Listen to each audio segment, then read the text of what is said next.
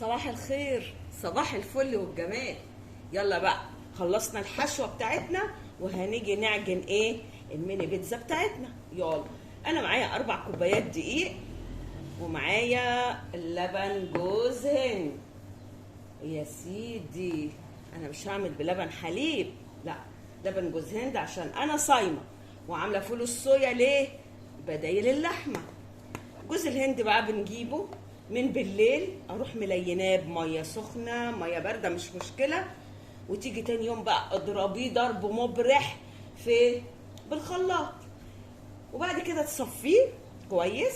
هتاخدي جوز الهند او التفل بتاعه ده، يا اما تحمصيه في الفرن وتطحنيه، هيبقى ايه؟ دقيق زي ما قلنا، هيبقى دقيق جوز هند. تمام. اما بقى الجوز الهند، تعالوا شوفوا الوش بتاعه. شايفين الوش ده اهو زي القشطه بتاعت اللبن بالظبط. شايفين الوش ده؟ احنا بنعمل فيه ايه؟ بناخده ونروح على البوتاجاز نسيحه زي ما بتسيحي السمنه بالظبط، هيبقى ايه؟ زيت جوز هند. تمام. انما انا مش هحوشه، انا هروح اسخنه وهعجن بيه يا جماعه، وهرجع لكم على طول. على بال لبن جوز الهند ما يسخن معايا في الميكرويف، هقول لكم بعض المعلومات. انا عامله لبن جوز الهند على فكره عندي في القناه، ولبن فول الصويا، والجبنه بتاعت فول الصويا. للناس اللي عندها حساسيه من الالبان يا جماعه، الالبان دي حلوه جدا ومفيده جدا ومغذيه للاطفال خالص، وسهله جدا ان احنا نعملها. اي بقوليات عايزه تطلعي منها لبن، هتلينيها او تضربيها كويس وتصفيها، هيطلع معاكي لبن فول الصويا، جوز هند، سمسم، اي حاجه اي حاجه. انا هنا معايا 4 كوبايات دقيق، هنزل عليهم بمعلقه سكر، معلقه خميره.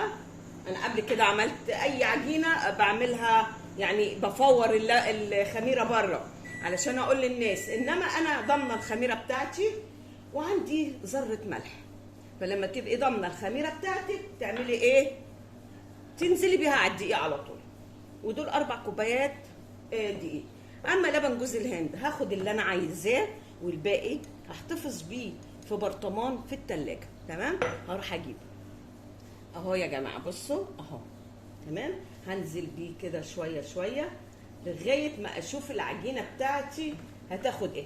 ولو ما عندكيش اي البان بتتعجن بميه عادي. تمام. بس انا بحب نكهه جوز الهند في المعجنات وبتبقى حلوه قوي، جربوها ومش هتندموا اهو. طيب، انا هنا مفيش اي اضافات تانية. هعجن العجينه بتاعتي لغايه ما اخلصها، وبعد كده هعمل ايه؟ هلمها في الاخر بحبه زيت، ربع كوبايه مثلا، 3-4 معالق، مش مشكله. بصوا بقى، العجينه بتاعتي خلصت، اجي كده من على الوش حبه زيت، وايه، نسيبها تختمر. تمام. يلا سيبها تختمر ونرجع تاني.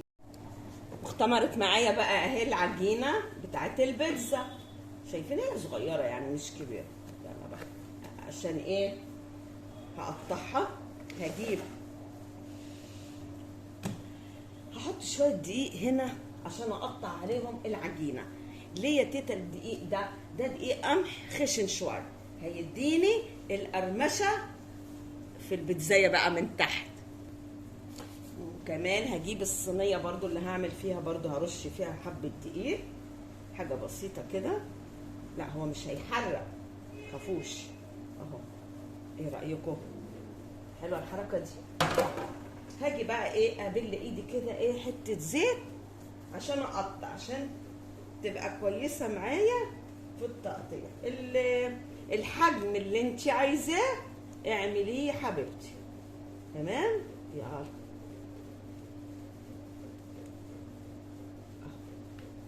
عشان هسيبها ترتاح، كبيره شويه صغيره شويه، اي حجم انا عايزاه. حلوه قوي يا تيتا اهو. شايفين العجينه ملبن في ايدي يا جماعه اهو، ملبن. اقطعهم وارجع. قطعتهم اهو ونشوف ايه بقى الاضافات اللي معانا. معايا الكاتشب بتاعي اللي انا عاملاه، تمام. وهتعوزي ايه كمان يا تيتا؟ انت صايمه. عندي جبن موتزاريلا اهو، بصوا موتزاريلا نباتي 100%، تمام اهو. قارينها ولا تاخدوا من هنا؟ اهي نباتي. طيب هتعوزي ايه كمان يا تيتا؟ هنعوز ايه؟ هعوز اللحمه اللي انا معصجاها اللي هي فول الصويا، هجيبها لكم.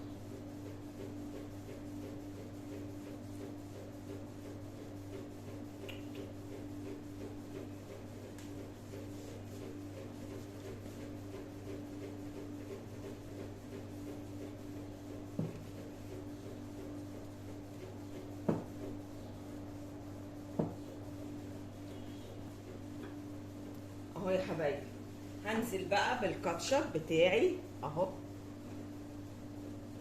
تمام اهو.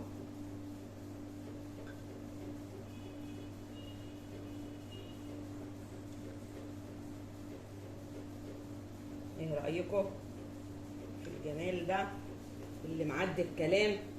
ها الجمال عدى الكلام ولا لا؟ احنا عايزين نعمل الاطراف كلها كمان علشان تبقى محمره معانا وجميله اهو. كل الاطراف هنعملها.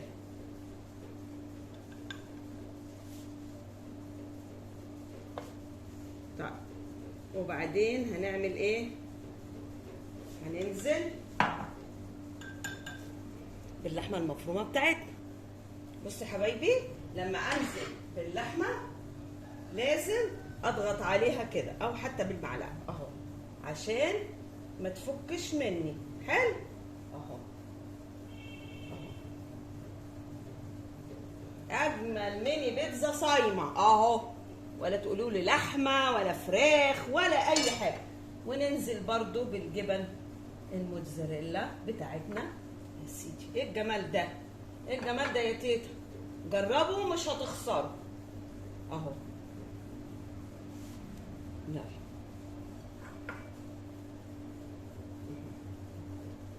هضغط عليها برضو اهو، وهي هتسيح مع نفسها بقى في انا كترتها كمان. شايفين الجمال؟ هكمل الصينيه التانيه. اجمل صواني بيتزا اهو. يلا هسيبهم شويه يختمروا واروح بقى ايه اطيبهم، ولما نخلص نرجع نشوف الجمال كله.